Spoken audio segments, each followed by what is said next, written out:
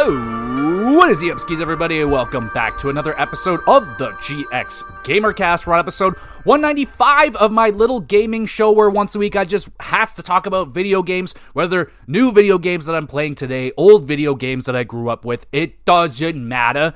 Video games. And today we are talking about the indies. The indies are back. I know I went off the path a little bit here. I know I was originally going to do Pokopia, but I'm still playing that game. I still, I have rolled credits on Pokopia, but I'm still playing it, so might as well see what the end game holds for me, and we can discuss that next week. 100% promise it will be Pokopia next week, but I played a handful of indie games. They really touched my heart, and I want to talk about them this week, so we'll be doing that. But before we get into the indie talk, let me discuss what I've been up to over the last week or so. As I always encourage you, the viewer, the listener, let me know what movies you've seen lately. Have you been diving into any good TV shows? And of course, what video games are you playing right now? I'm always looking for a good recommendation, whether it be a movie, TV show, video game. I'm always looking for something new to watch or something to play. You know what I'm saying? There's so many TV shows, so movies, all that stuff. There's just so much of it. A lot of it goes under the radar. So, the more obscure, the better, but hit me up with your recommendations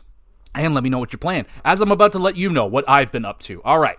We got a movie, a little bit strange, but we had a friend over, and we just kind of put it on in the background, and within like 10 minutes, we all kind of, the room got quiet, and we're all locked in on Beauty and the Beast, 2017 version, not the OG. Now, I am a 90s kid. I grew up in the 90s, and Beauty and the Beast was one of the biggest movies of the 90s, especially animated movies. It was absolutely massive. I believe it won like Academy Awards or some shit, but yeah.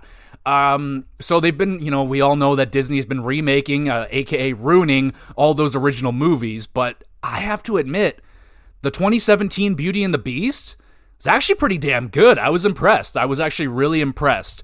I will say we did have Little Mermaid on. We turned that shit off real fast. We couldn't take it. We were just ripping that movie to shreds. The CGI was so terrible. Just everything about that movie was terrible. So we turned that one off in about 20 minutes. We switched over to Beauty and the Beast, and not the same issues. The CGI, I hate CGI. I just don't like it. I think it looks terrible. It takes me out of movies and just ruins my immersion in a movie when it's got 90% CGI, and that was the problem with Little Mermaid. Everything was fucking CGI. The mouths, the eyes, the hair. It was brutal. Absolutely one of the worst. So we get to Beauty and the Beast. We're locked in. It's good. The CGI is good, not great. I mean, I still think stuff in the 90s looked better CGI-wise than what they're doing now, but that's my opinion. But it was a freaking good movie, man. Now, it has my girl Emma Watson in it. That's my girl.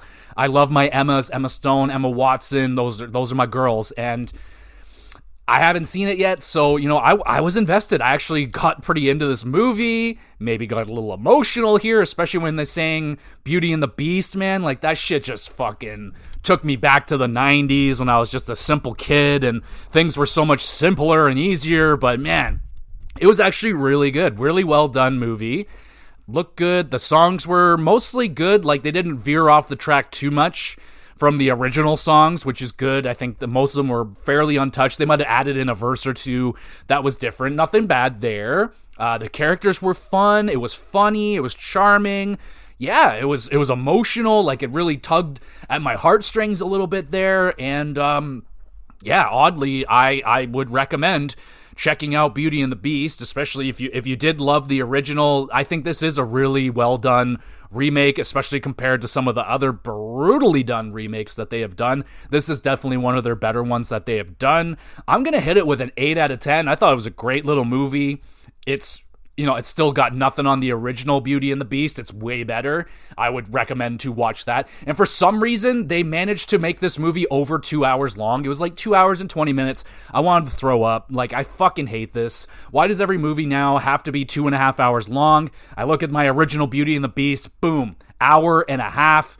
That's all a movie should be, especially an animated movie. And I was like, how did they fucking squeeze an extra 50 minutes out of this movie? That was unnecessary, but they did it, and that's what holds it back for me, is the length. Way too long, but good movie. I fucking liked it. It's on Disney, of course, so you can watch it there if you haven't watched it already. It is a 2017. That was almost 10 years ago, so Yeah, and oddly, like I said, the CGI looked better in that movie than the more current Little Mermaid movie. Don't watch that Little Mermaid movie. It's fucking brutal.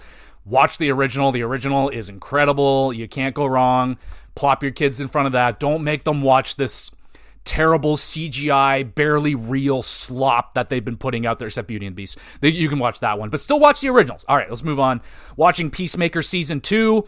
Still moving on with that. It's good. I really enjoy it.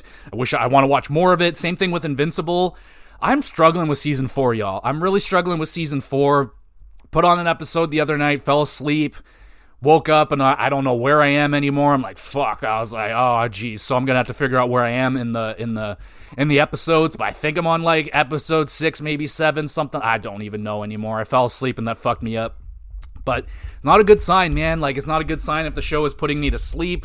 I still love Invincible very much. It's a great show. I am enjoying the season. It's just, I don't know, man. I'm just not into it as much as I used to be. That's kind of the problem when these shows, they go on for so long, and you have a year or whatever in between seasons, and you lose the mojo. You get out of it. You're like, oh, what's exactly going on? Like, it's so much better if you can just wait for the show to be done and then just binge it the way you want to. You don't have to have these 7, 8 month breaks in between seasons that just, for me, really take me out of the show. Like, yeah, they got recaps, they got all this stuff. It just doesn't do it for me.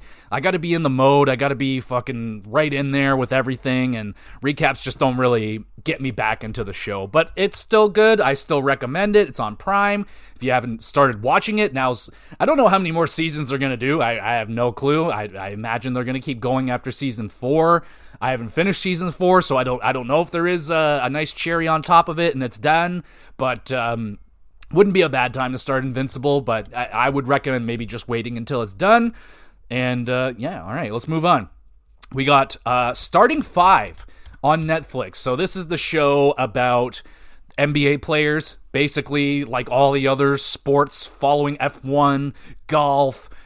What's the other ones they got? They got so many of them right now, but okay, so I haven't watched Starting 5 yet. Put that on. Season 1 was fine. Like, I enjoyed Season 1. It was good, but I much preferred Season 2. I don't know why. Season 1 was good. Don't get me wrong. Following Ant-Man, all that was cool. That was really interesting to me. I'm very hot and cold with basketball. I've never been more into basketball than when the documentary, the Last Dance documentary came out. I was addicted to basketball. I watched like pretty much every Chicago Bulls playoff series from like 94 till freaking MJ retired. Like, I watched so much basketball.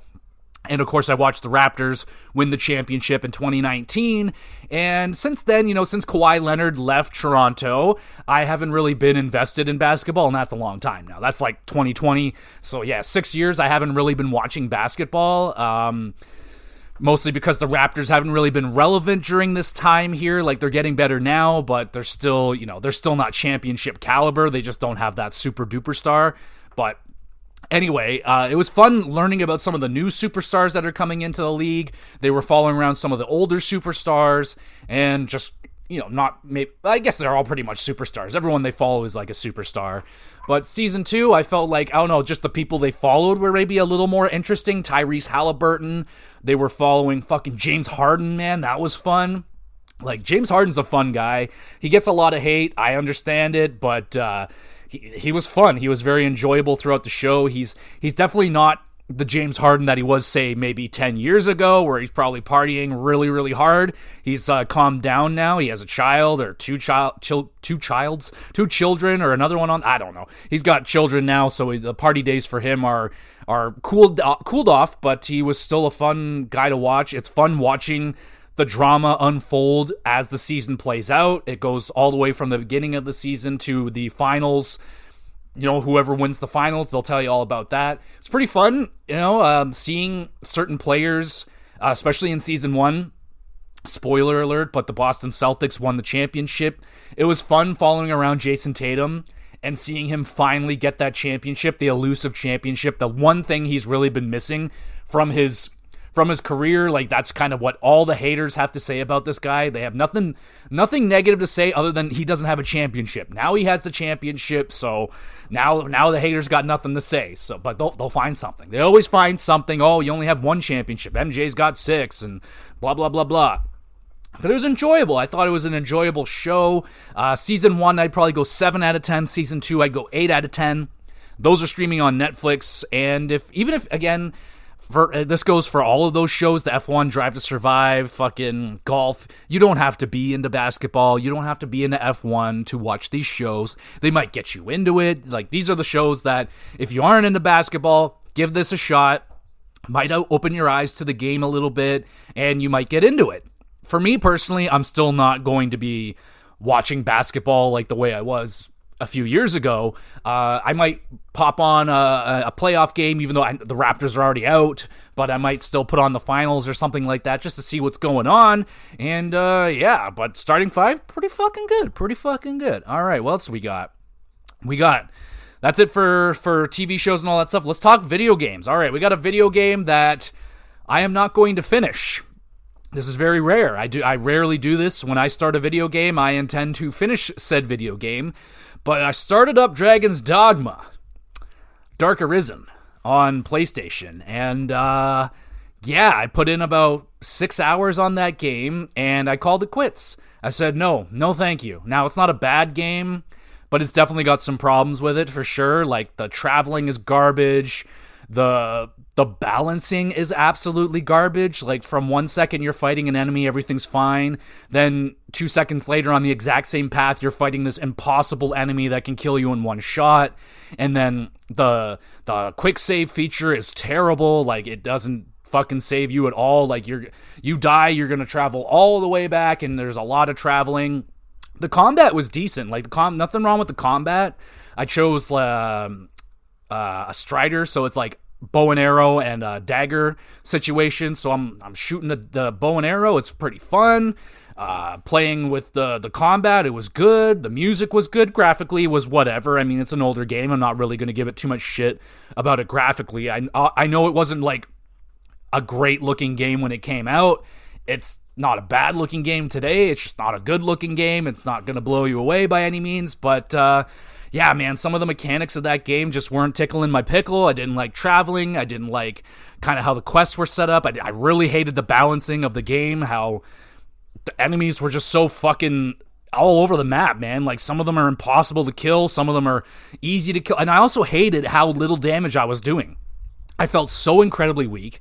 I went to the shops, I upgraded my armor and got a new set of daggers and arrows and all this shit. I had tons of money because I sold this piece of equipment that I had that was useless, and I sold it, and I had a whole bunch of money, so I was loaded up, all the best equipment, and I was still doing nothing. I was doing so little damage. I was like, this is very unsatisfying. So I was like, I'm not gonna grind through this game, this 30-40 hour game, and if it's not something I like. So this is a new thing I think I will start developing now, is the fact that there are so many video games. If I'm not jiving with a video game, if it's got some shit going on that's making me angry or just frustrated, like I was getting frustrated playing Dragon's Dogma. I was like, oh, like just getting annoyed. I'm like, I'm not enjoying my experience. And I think from now on, if that is happening with me in a video game, I'll put it down. Like, I think I'll just put it down and be done with it. You know, it's I am a gamer of cheap gamer where if I buy a video game, I intend to finish it. I want to get my money's worth and all that good stuff. But some of the games now, I get them so cheap. Some of them, like I probably paid like $5 for Dogma, and I'm like, at least now I know, like, okay, probably, you know, I'm a little hesitant now for Dragon's Dogma 2. I know things have gotten better. I'll have to do more research and see like what improvements they have made and see if it's improvements on stuff that I didn't like. And then maybe I'll get to Dragon's Dogma 2. But now I have that game was way pushed down my list in terms of what I want to get to, because Dragon's Dogma 1 just didn't do it for me. It wasn't it. And but let me know, is Dragon Dogma 2 better? Do things get better in that game? I'm hoping the combat got a little bit, like the combat was cool. You can like climb on shit like Shadow of the Colossus style. You're climbing on enemies, you're stabbing them in the fucking face. It's like really cool. I really enjoyed that. There's just too much bullshit around that game that I just wasn't feeling. So all right, what else do we got? So we failed with Dragon's Dogma, that didn't work. So we got Pocopia, still playing Pocopia, and I got into, this is a treat for me, because I love these kind of games, I got into Planet Coaster 2. Oh shit. I love these games. Simulation games, fucking anything like that, I love them. Absolutely adore it. I played the shit out of the Planet Coaster 1. I got sick with COVID, and I had a week off, and I just played Planet Coaster nonstop. Just couldn't stop playing it, and I've had Planet Coaster 2 for a little while now. I've just been waiting for the right time. I was in that little gamer funk that you get into when you finish a big game. Like, I just rolled credits on Pocopia. I tried Dragon's Dogma. It didn't work, and I was like, fuck, now what? And I was like, Planet Coaster time, baby. It's time, and oh, what a good time it is. Admittedly, it may not be as good as I may not be having as good a time as I was with Planet Coaster 1.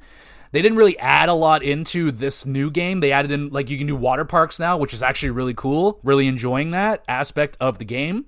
That's probably been one of my favorite things, like, throughout the career mode. They're like, I got to one park, they're like, yo, we got these 3 water slides, finish them off. Just, we got them started, you finish it off. I had so much fun. I thought that was so fun. Made these wild freaking slides, and it was a really good time. The challenges are definitely not as intense as they were in Planet Coaster 1. Planet Coaster 1, man, I could sit there for an hour or two just tweaking a roller coaster till I finally get the statistics that I need. Like, they would do things like, all right, build a new roller coaster. We need a drop of 300 meters. We need 3 inversions. We need no more fear than a rating of 5. We need a fun rating over 5, so on and so forth. And then you got to meet these parameters, and you got to make these really specific roller coasters. And that was really fun in the first game. In the second game, they don't make you do that as much. They will have challenges like, hey, build a roller coaster. That's generally where the challenge stops. Like, just build a roller coaster in general. And building roller coasters in general is quite difficult in career mode because a lot of the career maps are very small. Very small. Like, I had a few that they're like, yo, put 700 roller coasters on this fucking 3 inches of land. And I'm like, how am I supposed to do that? I got her done. So far, I've gotten every challenge done in the game. I'm planning on and hoping to get every challenge done in the game. Get every fucking park rating. I want it all. I want every park to be the best park that it can be. But if you like these kind of games, even though I haven't played Roller Coaster Tycoon, I've been meaning to buy it on Switch for a very long time. I will get to it. I'm a little bit intimidated by that game because it is an older PC game, and I just feel like it's going to be overly complicated, but I think I'll be fine. Anyone that's played Roller Coaster Tycoon and Planet Coaster, is there similarities there? Is it easier, harder? Let me know. So anyway, playing the shit out of Planet Coaster. That's pretty much all I'm playing right now. Is majority Planet Coaster. I sat there for 4 hours just playing this game, man. I don't usually game that long. I like my gaming sessions to be about 2 hours. I'll do like 1 or 2 of those a day, depending on the day. If I have a bunch of shit to do, it might just be 1 2-hour session. But I try to get in a couple hours of video games every day. I usually start my day off with video games. Gets the brain going. I kind of like to warm up my body, have my coffee, and so on and so forth. So, been doing that. Lots of Planet Coaster. I think I'm already at I might be pushing 30, 40 hours on this game already. So yeah, I put in a lot of hours into Planet Coaster already. Outside of that, my wife and I started playing Lego The Hobbit. So far, not really jiving with it too much. It's probably one of the weaker Lego games that we've played so far. We had one moment there where it was like, yo, you gotta do this resource collecting so you can build shit. And it took us like an hour to find the resources that we needed just to move on with the fucking main story. And I'm like, dog, this is kind of trash right here. Like, I don't like when Lego goes open world. I don't think it fits. I like my Lego linear and straightforward and level to level to level. And Lego The Hobbit just it's just doing everything that I don't like in a Lego game. But I'm pushing through. Even though I told myself I wasn't going to do that with games anymore. But I'll push through with the Lego Hobbit because I love playing video games with my wife. And there's not a lot out there, man. There's not a lot out there for you to sit there and play co-op games together with your partner. Like, side by side. Not, I don't want to buy her own PS5 console. I'm not made out of freaking money here. I just discussed how it's not a good idea to buy a PlayStation 5 right now in the last episode on the best PlayStation games. I told you, it's not a good time to buy a PlayStation. So yeah, I'm definitely not in the market to buy another PlayStation. So I'll ask this right now. If you have any great co-op game recommendations that, I've already heard of all the usual ones, Overcooked and Split Fiction and It Takes Two and A Way Out. I've played all those. I've done pretty much, we're almost out of all the Lego games now, so we're running out of Lego. We're running out of games here, so hit me up. I played Moving Out. We really enjoyed that, so games like that. We tried Overcooked. It wasn't what we loved, but I would love personally to give Overcooked another shot. I enjoyed it a lot more than my wife did, but we'll see where that one goes. All right, what else have I been playing? I think that's pretty much it. Yeah, that's it. All right.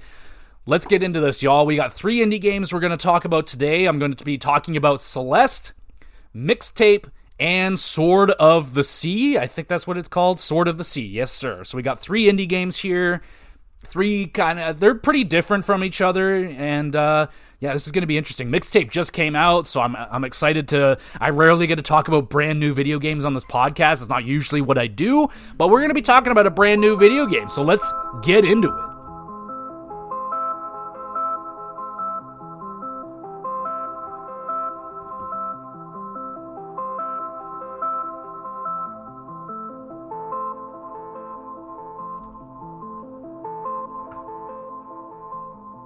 Alrighty, let's kick off this show with Celeste. This is one of the indie games that I needed to play the most. And I finally have done it. I've beaten Celeste. I rolled credits. I actually beat this game, and I will say right now, this is one of the hardest games I have ever beaten, and I barely scratched the surface of what this game truly is. And it's way harder from what I experienced. And I wasn't going to go down the rabbit hole of trying to 100% this game. Absolutely not. That is not in my bag. If people have been listening to this podcast for a while, I do not shy away from the fact that I am not very good at platforming video games. That is exactly what Celeste is. So let's get into this. Celeste, when did you release? Release date, January 25th, 2018 by Extremely OK Games and Maddie Makes Games. I believe they worked together on this to make this video game. But basically the concept is it's a very, very hard platforming game. You play as Madeline, who is hiking up a giant mountain called Celeste. Work your way through each challenge, inching your way up the summit, be that a physical challenge or a mental challenge. So you will be dealing with both kinds of challenges on your path to the top of the mountain. That's it.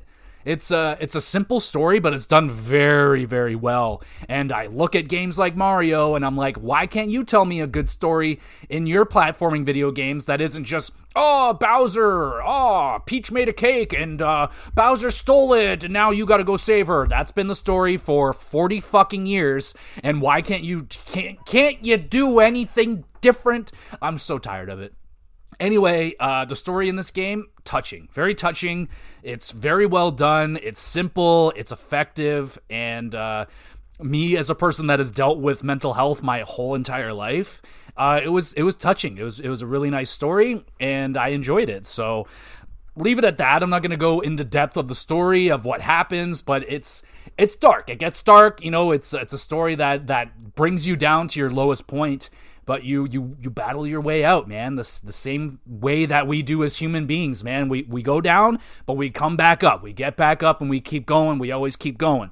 So this game really has a beautiful story like that, and I enjoyed it. I really enjoyed it. Did it make me cry? I don't think I got emotional on this one here. I think I was just more relieved that I actually got through this game, because like I said, one of the hardest games I have ever personally played. All right, let's talk about the graphics really quick. It's got a very nice looking 8-bit style. It may not appeal to every single gamer, but me, I grew up on Nintendo, like the original Nintendo 8-bit style, and This, to me, is like the greatest looking Nintendo game I have ever played. It is way beyond what a Nintendo console could do back then. This is gorgeous. I think it's absolutely gorgeous. I love the sprite work. I think the details are awesome. The amount of color that they use in this game is fantastic. I mean, it is one of the best looking 8-bit games that is out there. And I know it's 8-bit, it's simple, but you look at this game, there's a lot of details there. Yes, the characters don't have faces. So you're missing that emotion that is going on there on their faces, but they do have like character whatever, like their little text box comes up and it's got their picture, so you know what they look like. They're not just these faceless, nameless things. Like they're people, and you get attached to these people. And yeah, I think the presentation of this game is fantastic. It's not much more to be said other than it's just really, really good looking, in my opinion, for an 8-bit video game, and one of the more unique looking ones that I've played. Like it reminds me of Super Meat Boy, how Super Meat Boy was simple. I believe it was 8-bit. It might have been 16-bit. I'm pretty sure it was 8-bit, but really simple, but effective. It looks as good as 8-bit can get, so I thought they did a really good job. Sound design, this has an awesome soundtrack. I think the soundtrack is pretty legendary. It's pretty well known. When I was looking up the OST on YouTube, it's got like 11 million views on the songs. So yeah, I think people are pretty aware of how amazing the soundtrack is in Celeste. But man, you got some beautiful piano melodies and laid down with some acoustic guitar up in there. So obviously it's hitting the feels. It's pulling at the heartstrings with the piano and shit like that. I really enjoyed it. Really enjoyed the music. It's great. It's got some of the best ones were the B-side stuff. Whenever you get into the B-side rooms, the music gets like, it's on like a beat. It's like, and it's really catchy. It's really good. I really enjoyed the B-side music. That was a lot of fun. And I'll talk about the character Madeline a little bit here. I really enjoyed her. She is a little spicy character, and she is very determined towards her goals. Like I said, you go through some really low lows in this game, and Madeline just keeps coming back, and she keeps swinging, and she keeps trying even harder, and even when it looks impossible, she's like, no, there's a way, and I really enjoyed Madeline. You meet Theo as well on your adventure. He's a fellow mountain explorer guy, and he's quite charming. He likes to take selfies, really likes his selfies, but he's a pretty interesting guy as well. He's kind of like this dude, like he doesn't have a job. He quit his job, and he's just kind of roaming right now and figuring shit out and just, trying to ground himself, I guess, like trying to figure out what is important to his life right now. And you meet him on the mountain with Madeline, and their relationship is really cute. It's really touching. It's sweet, and I really enjoyed there's not very many characters. There's like this laughing grandma that warns you all about the mountain. She's like, this is no regular ass mountain. This mountain will fuck you up. It'll do things to you that you can't even imagine. And she was a fun character too. She starts out as this like kind of bully, but by the end of it, she's like, you're like, you were right. Like, oh, I wish I listened to you at the beginning. And there's a lot of lessons to be learned from this game. There's a lot of messages that this game is trying to convey, which I think they did, again, very, very well with the presentation and the story and all that stuff. So, soundtrack-wise, character-wise, did a really good job. Now let's get to the gameplay. So it's a puzzle platformer. It's, I had some issues with it. I did have to, look up some shit. This game is a little bit too smart for its own good at times. There's sometimes, you'll get to a room and you're like, how in the fuck am I even going to tackle this room? Like, I don't even know where to start. There are some puzzle aspects to this game that are just, I think, I'm not the smartest guy, I'm not the sharpest tool in the shed, but, when it comes to video games, I'm pretty good at figuring things out. But I had to look up quite a few things in Celeste to be like, what do I do? Like, how do I tackle this? I'm stuck. I'm lost. Maybe not lost. It's not like an overly get lost. It's not like Metroidvania. You're not revisiting areas over and over again. It's more linear. Definitely more linear. There might be a path or two that you can take to get you to a secret this or a secret that, but for the most part, I wasn't really getting lost.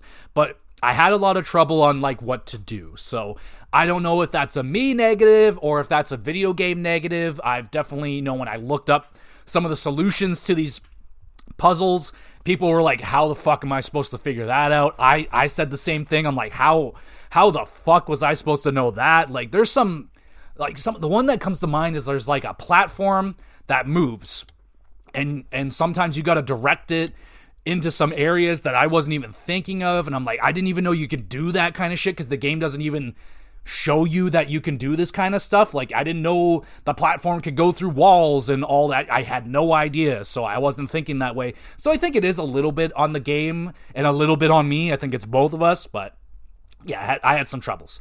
So the basis of the game, it's a platformer, right? You're going from point A to point B. You're just trying to climb up this mountain. So you get a level, it's going to throw everything at you. Spikes, fucking gaps, and bottomless pits. It's got it all. It's a platforming game. If you're not familiar with a platformer, I don't really know what you're doing here then. But it's a platformer.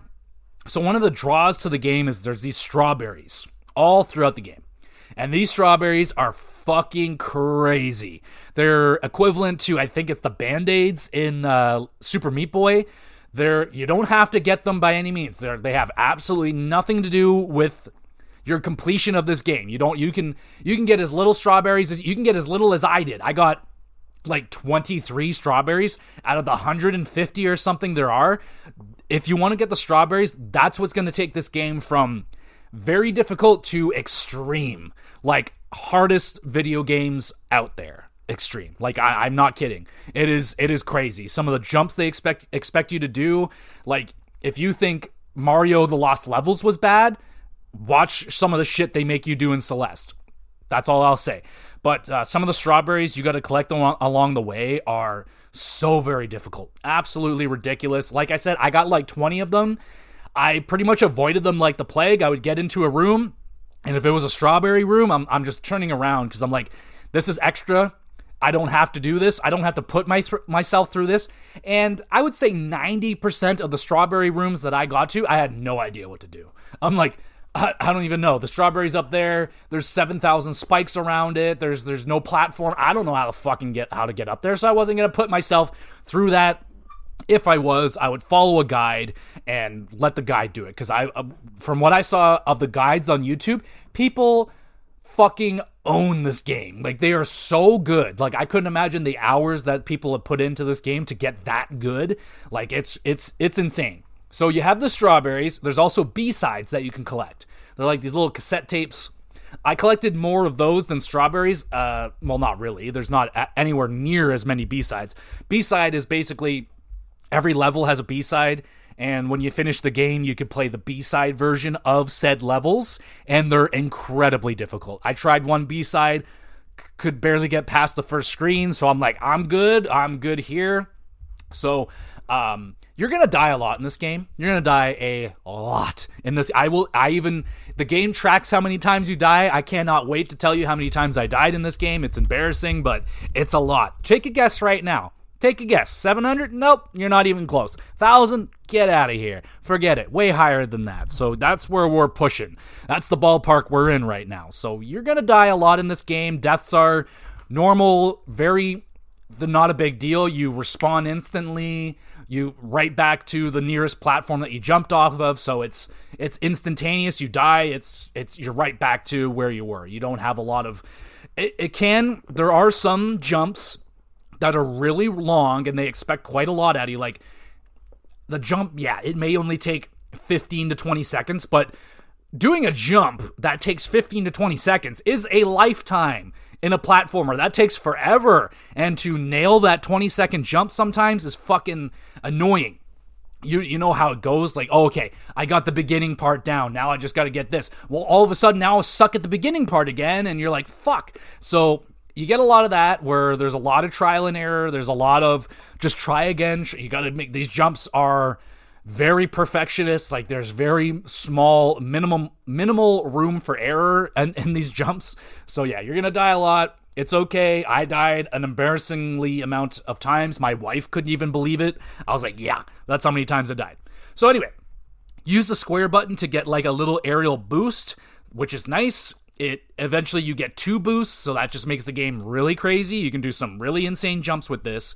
You can also replenish your jump mid-air by, I forget what it is, like a peach or something you grab, but it replenishes your jumps mid-air, so you can do some even crazier jumps. You can shoot off in 8 directions like a compass.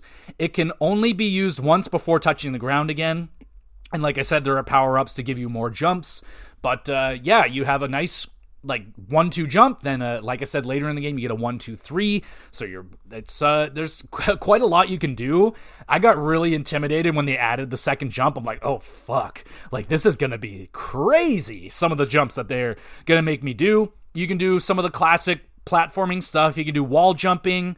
You can grab onto objects using L2, which is like your best friend.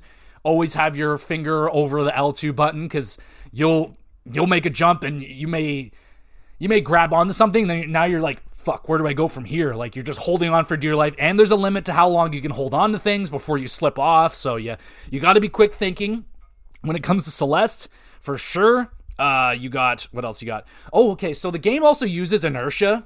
I am not a professor, so I'm not a professional at describing what inertia is, but it's essentially movement. You know what I'm saying? I don't know, it's movement. Let's just stick with that. Try and keep it simple. But sometimes you have to use inertia to make it across big platforms. So you might come across this platform that's shooting. It's man, and then you gotta time that jump to make it even further across. So you can do that kind of stuff. Sometimes it's not really explained very well. You kind of just have to figure that out on your own. But there are some pretty wild jumps using inertia that I was like, that's pretty fucking impressive. And then on the other side, I was like, how the fuck was I supposed to know to do that? So there is that. Madeline has a dark side who chases after her. These are some really fun sequences. I wish there were more. I feel like there's only 1 or 2, but throughout the game, Madeline splits her personality, and you have your dark side, which is basically your negative emotions, all the negativity. It's her negative side personified. It's real now. It's walking around. It's talking to you. It's interacting with you. It's being very mean, and it's not a very good person. So you have to deal with that throughout the game. You're getting chased. At the end of each level, it gives you your death counter. So yeah, after every level, so I would say average, you're probably a new player that hasn't played the level yet. You're probably dying 100 plus times per level. If, I don't know, that's how many times I was dying pretty much per level, at least 100 times. But like I said, you respawn instantly, which is good. I died a lot in this game. I died a lot during the hotel chase. I'm trying not to spoil stuff, but there's a hotel chase. That hotel was a fucking nightmare, man. That whole area was it might have been one of the harder areas, and I think it's the second area you get to, and I was like, fuck, this is hard. This is really difficult. And I died so much during the chase. I died a bunch in the dark area because that shit was just annoying. There's a dark area, and it's just trial and error. Classic fucking platformers. This game also has wind, which I wasn't very fond of. Wind pushing against you, so it makes your jumps really limited, or you gotta work with the wind to make your jump really long. I'm not a fan of that kind of shit, so I didn't really love it in this game. It does it very well. It did the thing. I'm just not a fan of that stuff. I don't like being slowed down in my platforming video game. I just and I don't like my abilities being limited, so I just not a fan of that. So I died a lot during that. You can argue the dark areas are just badly designed, poor choices. It makes you go trial and error. You're just gonna have to make some jumps and die just to try and figure out where shit is, which in my opinion is just not good design. So there was that. So overall, I collected 24 out of the 175 strawberries, and I only died, are you ready? 1,537 times. I died 1,537 times in this game in under 9 hours. It's not a very long video game. It can be longer than 9 hours, much shorter than 9 hours, depends on your skill level, how many strawberries you're going after, so on and so forth. So there is a chapter 8 to this game, but you need to meet certain parameters that I failed to reach, of course, to play it, so I didn't play it. There is some endgame stuff that you can do. You can obviously go back and collect all the strawberries. You can play the B-sides, find the B-sides, do all that shit. The game has quite a bit of stuff to it. It's quite a full game and it's cheap. It's like, I think $17 full price. I've seen it as low as like $4. It is beyond worth the price of that. I think it's worth full price. You can't go wrong, but it does go on sale very often, so make sure you try and pick it up on a sale if you are going to get this game. If you aren't scared of some extremely hard platforming, I of course recommend this game. I think it's phenomenal. Cons, I didn't like the wind level stuff. Like I said, some stuff is just way too smart for me, and I had to look up a lot of stuff, which kind of hurt the flow of the game. And there was definitely, I was raging a lot in this game. This game really made me rage. It brought the worst out of me at times, and that's not like it didn't take away from the score. It's just some of the design was that infuriating, and I didn't even try some of the craziest stuff that this game wants you to do. So it is rage-inducing. It does have a rage-inducing level design, and you're going to ram your head against the wall, trying again and again and again and again and again and again and again and again, and it just doesn't stop. But yeah, other than that, the pros, mostly awesome level design. Like, these levels are super fun, super well designed, very, very tight, just very good. The controls are excellent. I don't know if it's... I haven't played Super Meat Boy in a long time, but fuck, that game impressed the shit out of me. I don't know if it's quite that tight, Super Meat Boy level, but it's tight. It's real tight. Real good. Excellent music, compelling characters and story, charming art style, extremely challenging collectibles that you can spend hours on, so there's quite a lot of meat on the bone for such a small indie game. This game has a lot going for it. I'm giving it a 9 out of 10. I think it's a must-play for platforming fans. Probably a must-play in general, considering how cheap it is. I think it's worth a shot. If the game kicks your ass, it kicks your ass. If you kick its ass, fuck yeah. So, there you go. That is Celeste. I finally got that one off my list, and it feels really good. Let's move on now to the next game. We got Sword of the Sea, released on August 19th, 2025 by Giant Squid. So this is a pretty recent game as well. Only came out a few months ago. I've been interested in it ever since it came out. It was a day one release on PlayStation, which is very rare. They rarely do this. They generally only do it for indie games. They did it for Skate Story, they did it for this game, and they might do it for a handful more. But other than that, Sword of the Sea, you play as some ancient warrior dude. You awaken in this world of like sand. It's really cool. You're equipped with a mysterious sword that you can ride like a skateboard. That has been really popular in indie games lately, like the whole skateboard riding thing, doing tricks. Like, I played Skate Story earlier this year. Now, this one's got skateboarding mechanics. We'll talk about Mixtape in a minute. Mixtape's got skateboarding mechanics. So skateboarding is huge in the indie scene right now, and I'm all about it. I love it. So, basically, what I call this game is the PS5's Journey-like experience. If you don't know the game Journey or Flower on PS3, that's pretty much what you're getting in this game. This is just the PS5 version of those experiences. They're very simple. It's just... I'm not going to sit there and call it a tech demo, but it really shows off graphically, like some really impressive graphics. The gameplay is really simple. You're really just kind of riding around in some gorgeous locations, doing some very basic puzzles and platforming, like very, very basic. Like, a 3-year-old can probably figure this game out at a point. They're not difficult, but they're gorgeous. So speaking of gorgeous, the graphics, holy shit. Beautiful art style in this game. The sand is absolutely gorgeous. It flows like the ocean while you're traversing on it, and just the way it moves is so hypnotic and just, it's so fun to ride on. It's awesome. The lighting effects in this game is phenomenal. The sunlight bouncing off of the bright sand is absolutely stunning. Like, I was, my jaw was agape at some points during this game. It was absolutely gorgeous. One part that, like, when you bring back life or bring back a part of the sea, that's kind of your goal, is to bring back the sea in this very sandy world. But when you do bring back the sea and it just explodes in colors and sea life all over the place, it is absolutely phenomenal. It is amazing. Absolutely amazing. So we'll get to the sound design. Super chill piano melodies, sounds awesome. It mixes so well with the gameplay. It's so chill, and I get hypnotic is the word I want to use. You just kind of get sucked into the vibes, and you're just flowing around out there. It flows so very nicely, so I'm super into the music in this game. Gameplay. So there's not really a lot to the gameplay. You ride your sword board thing across the lands, seeking a way to bring water back to the area. The riding feels awesome. Very smooth, very satisfying, damn near hypnotizing, which that's probably the number one descriptive word I'm going to use for this game. Is it's a hypnotizing video game. It's very much so.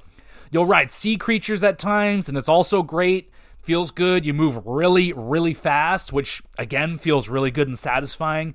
You can pull off little tricks on your board while you're in the air. It's got nothing on Tony Hawk or anything, or even Skate Story for that matter. But you could do it. You get some air, do a little grab trick, do a little flip trick. You do, like, kick flips and shit. It's cool. So you can do that. You're collecting gold around the levels, and you give it to some dude. I don't know what he is, but you just give it to some dude and he'll teach you new tricks. So you can do that. There's like some basic collectibles. I didn't really do a lot of collecting. I just got absorbed in the world, and it wasn't really trying to break any sequences here. I just kind of wanted to flow with the game. But pretty basic puzzles. Light some lanterns, find some fountains, bring water back to a statue. Really basic shit.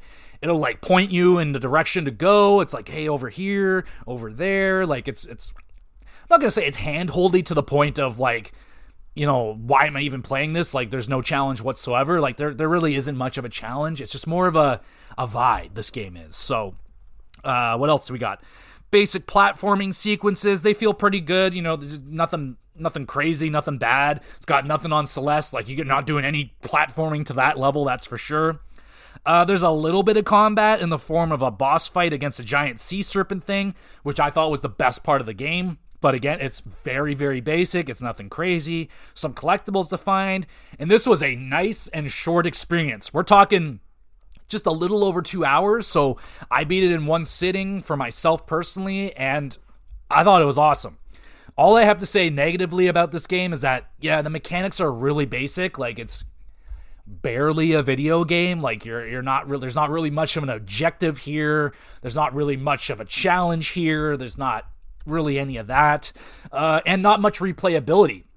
If you want to go back and collect the collectibles, you can do that. But it's a short game. Like at most, you can get 4 hours out of this game, maybe 5, 100% this game, and then you're probably done with it. Like you can use it as a good vibe game. Like I don't know, do some mushrooms or something and play this game. You might have a really wild time.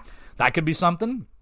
But in terms of positives, smooth, hypnotic gameplay, beautiful art style, great music, a good story and presentation. Not the best story, but I thought it was pretty good. And just the perfect length. It didn't overstay its welcome. It was just about to, but then it wrapped everything up real nice. And I was like, fuck yeah, that was a hell of an experience.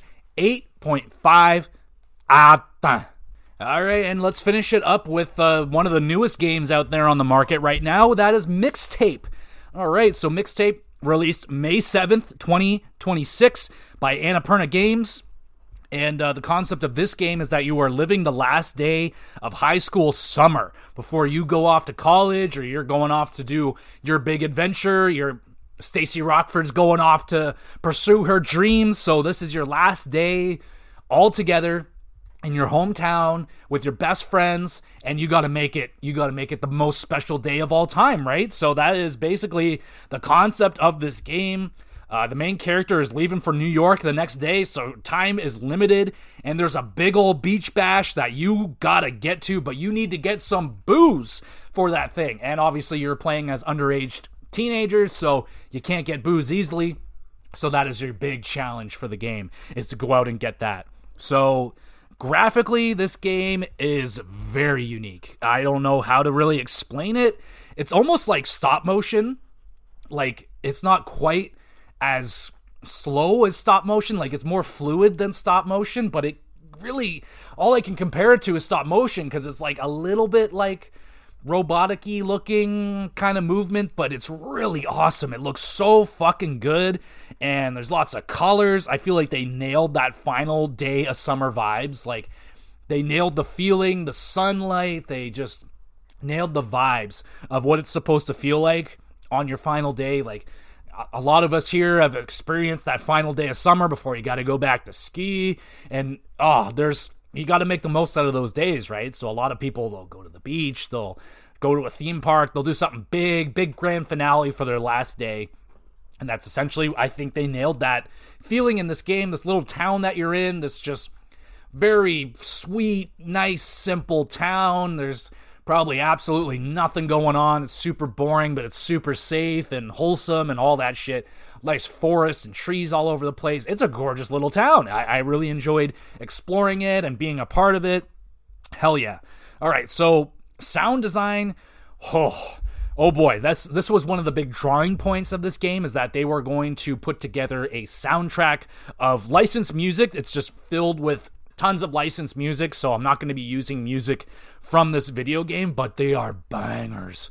You got like Devo, you got numerous bands I've never personally heard of, like a lot of punk, a lot of kind of alternate rock, just weird shit, like really alternative music getting played in this game, but it's very, what's the word? Punk. Just it's got a vibe to it, man. The soundtrack is absolutely phenomenal, and Stacey Rockford, she's all about music. Her whole character revolves around music. She makes these mixtapes that are legendary, that always seem to nail the vibe. Like, whatever, she can put together a theme park fucking mixtape, she could put together a dance mixtape, she could put together a punk mixtape.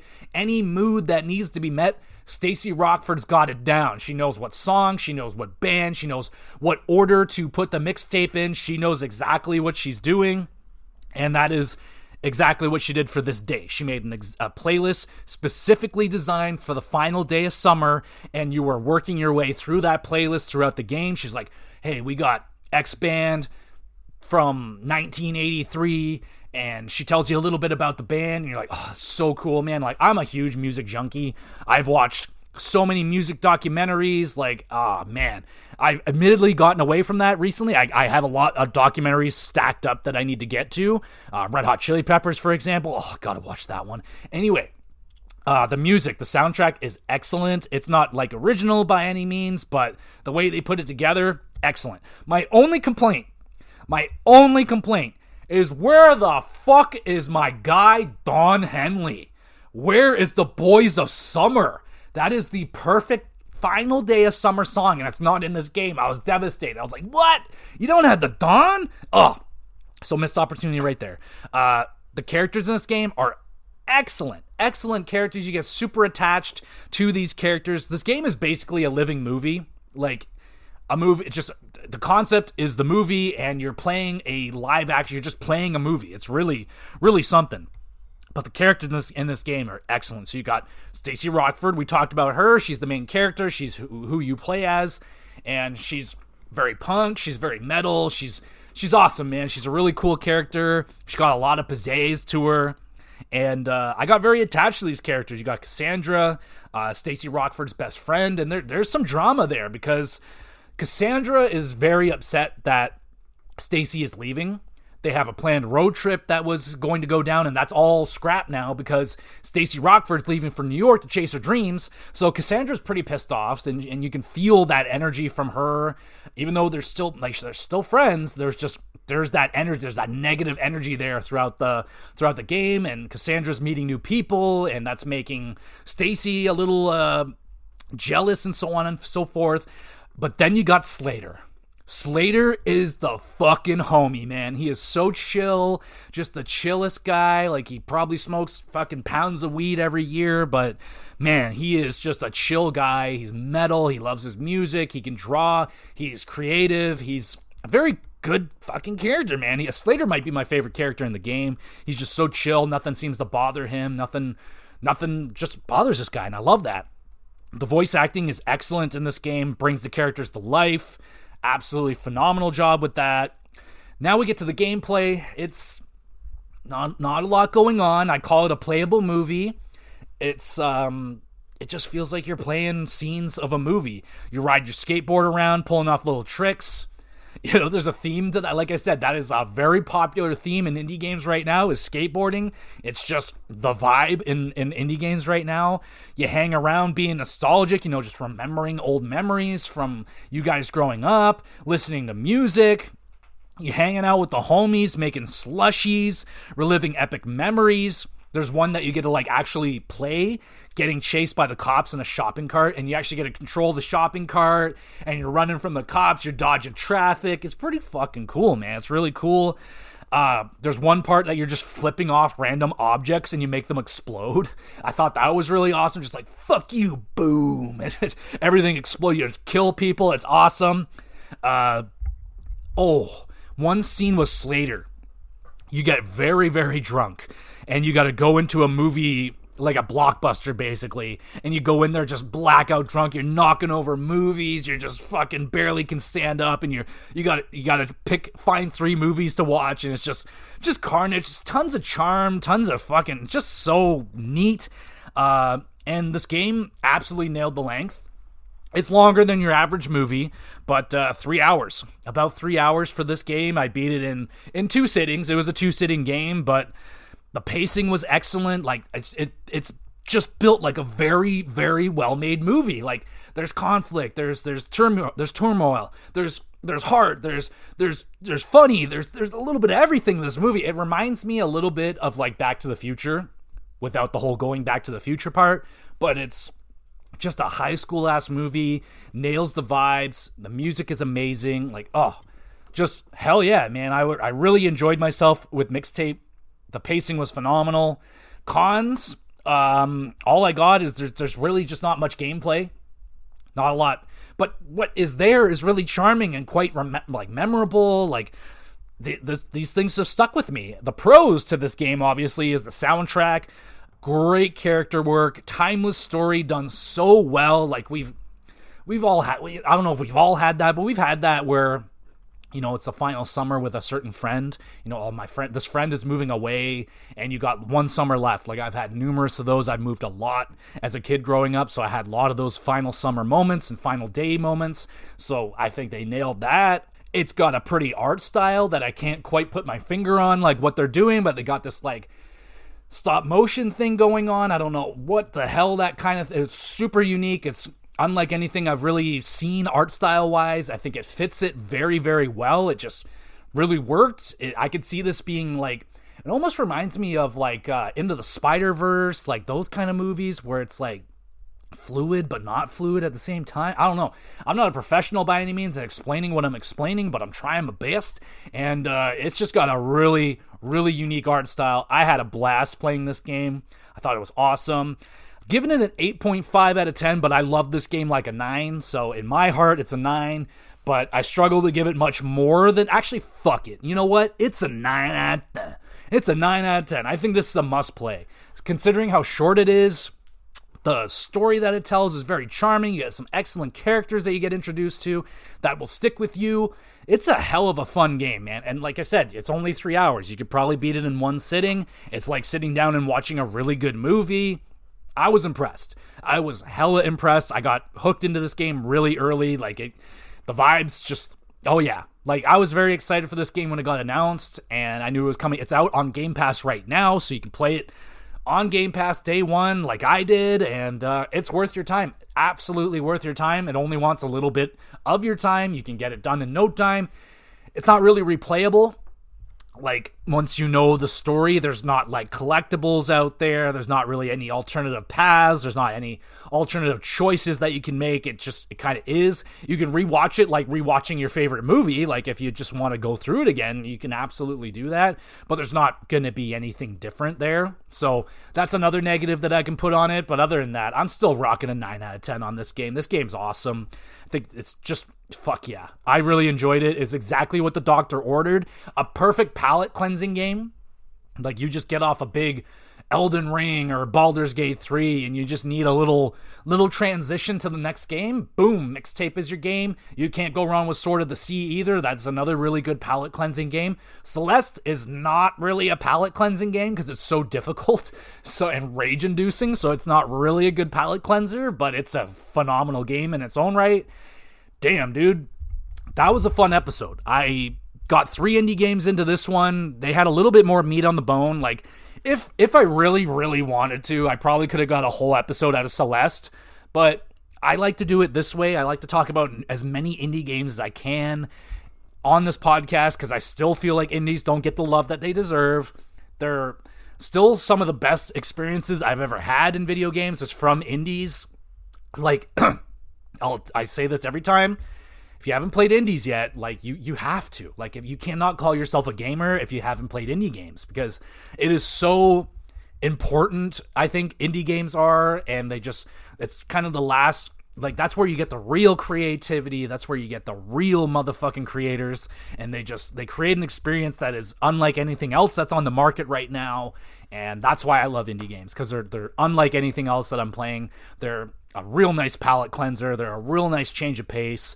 I love indie games. I think they're phenomenal. I'm going to continue to do these episodes as often as I can. Like I said, I try to play a grouping of indie games in between my big game experiences. So if I get off a big 40-plus hour experience, I like to throw in a couple of, a 3-hour indie here, a 2-hour indie there, maybe an 8-hour indie, get a little longer.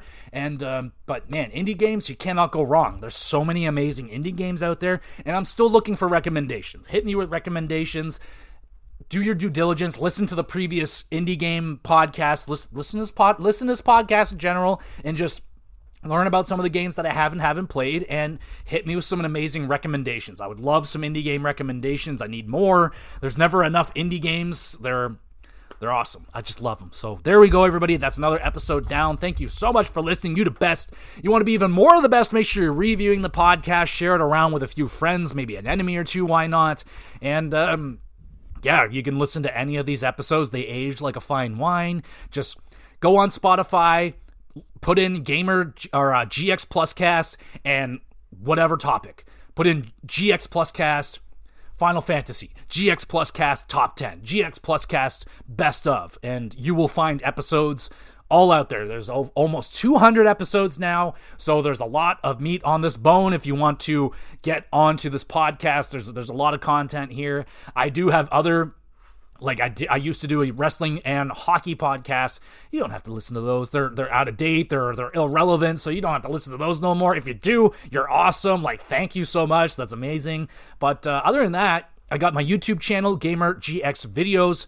You can go over there and check out my cats. I upload a couple of shorts on my YouTube every day of my cats, and it's been doing really well. Like, I have gained more subscribers than I have gained in 15 years on YouTube. I'm almost at my goal of 1,000 subscribers. So, like, if you haven't subscribed yet, please go over there, check out the channel. I don't really do anything other on that YouTube channel than upload the podcast episodes and videos of my cats. So I don't do much Let's Plays. Like, I thought about doing Let's Plays again, but they're a lot of work, and it's just, they're not as satisfying as, like, I can put up a 20-second short, get over 1,000 views on it, and it doesn't take any time at all. Or I can sit there, dedicate myself to a whole playthrough of a game, and put up every episode, and like it's a lot of work, and they just don't bear the fruit that other stuff does. So I'm not really in the mood to do Let's Plays. The homie Luke wanted me to do streaming. I'm like, I don't have the streaming capabilities. I just don't have the PC for that. I don't have the power to do that. And so there's that. In terms of other episodes we're going to be doing for this podcast, Pokopia will be next week. 100% going to be doing Pokopia. We're going to answer the question, is Pokopia worth buying a Switch 2 for? And it happened like I predicted. The Switch 2 price just went up as predicted. So hopefully you got your Switch 2 like when I told you to get it, because the price was going up. And now the price has gone up, so hopefully you got your Switch 2 now before the price increase. But yeah, get that down, and there we go. Other episode ideas. We got, I don't know, have I done best sequels yet? I don't know. There's some lists. I got lots of episode ideas, so we're good. We are getting to episode 200, so that's right around the corner. I still don't have a solid idea of what I want to do for episode 200. There's a game that I'm thinking of. I don't know if I can get it done in time. I don't even know if I really have to play that game all the way through, because I know it pretty well, and it's a very important game to me and a lot of people, so I might do that one for episode 200. We'll see where it goes. But hit me with some ideas, recommendations, of course, and I'll send you on your merry way now. Have a great day, and we'll be back again with some more GX Plus games.